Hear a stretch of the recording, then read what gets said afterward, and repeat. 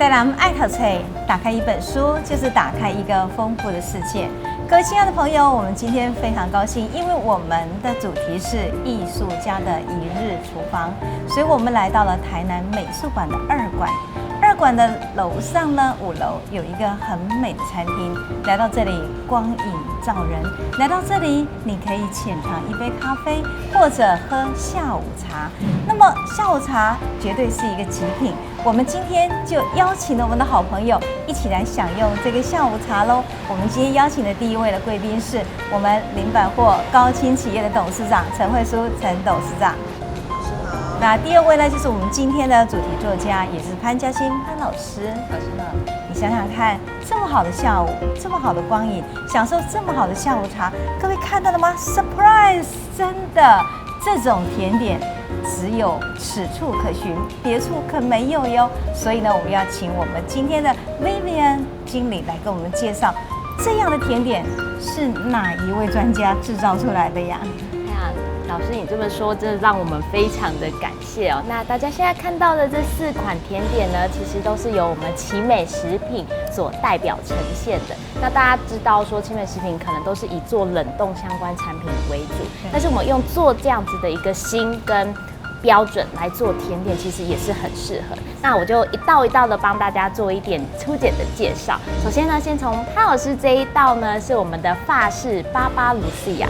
那巴斯巴卢西亚这一道菜呢，其实甜点的呈现其实是来自于法国的。那它外面呢 coating 的一层其实是覆盆梅的一个果冻，那在内层呢又用覆盆梅的一个慕斯来做基底，所以等一下吃起来你有那种初恋少女般，再搭配书籍阅读的一个愉悦感，所以这个甜点是我们在下午茶最热卖的一道。因为你看哈，这个颜色配的超级好，真的有美术眼光，人讲黄水乌大斑，那青呢其实嘛就甜哈，所以可见这个是非常好的一道的甜点啊。那你看看我们今天这个董事长呢，我们送他一朵玫瑰耶，这个呢也是很美的一个甜点。这个甜点是这一道甜点呢也是一样，是来自于法国的概念呈现哦，就是法国的法芙娜巧克力去搭配巴沙蛋糕的做法，它一层巧克力，一层慕斯，一层蛋糕体的这样的一个呈现，所以你在入口的时候，你会感觉到说巧克力不同种类的冲击感，以及那个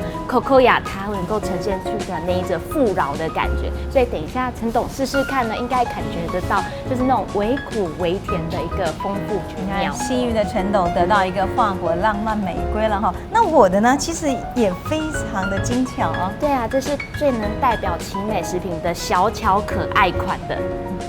我们看看老师，你猜猜看，你觉得它像什么？我觉得黄黄的呢，有一种柠檬的香味的感觉，对不对？没错，其实它就是台南人票选最喜欢的柠檬塔蛋糕。哦，了解了解。那因为柠檬塔大部分在制造的时候，其实都是用一般的柠檬汁，那我们用的其实是现磨的柠檬皮下去做它的呈现。那当然，老师也可以看到说，它上面的一个小小点点，看起来很像是白色贝类的呈现哦。对，这个也是主厨特别的巧思，他希望让每一个人在吃蛋糕的时候，又坐在我们这个环境，又可以望向我们台南安平的海边，远远的海的感觉，就带到你的甜点里头来了。没错。那您这一道呢？哇，很漂亮的一个年轮的感觉，这个是对，这个其实呢，没共利米斋看起来超普通的一个生乳卷，但是呢，其实它是用台东红乌龙的茶叶下去做的蛋糕体，里面再用北海道的鲜奶下去打发的生乳，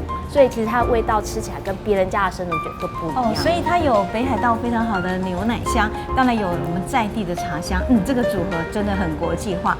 最国际的应该是这一道吧？没错，这一道呢，就是我们知道的，就是一个非常有名的作家海明威他所最喜欢的咖啡 Mojito 这一道饮料。那可以看到说，它从上面呢渐层不同，代表的是美式咖啡的苦，然后中间搭配的是柠檬的酸，尾层呢还有我们的大家可以看到的是薄荷叶，那再来了一点呢伏特加的味道，所以这个咖啡喝起来会让人家置身国外，但是又带有台南的海派海味感。没有，其实我每次到国外一定点这一道，假装自己是那种非常好的一个文笔的文人哈。海明威讲过说，巴黎是一道很美的盛宴。其实我们今天看这样的一个盛宴，奇美食品为我们准备的美时光的下午茶，你有没有觉得很羡慕呢？谢谢我们今天的 Vivian 那个经理来为我们做的介绍。当然啦，那时间就不要再等下去了，大家就开动喽 Let's go！ 嘿，谢谢。赶快我们来吃甜点吧。好。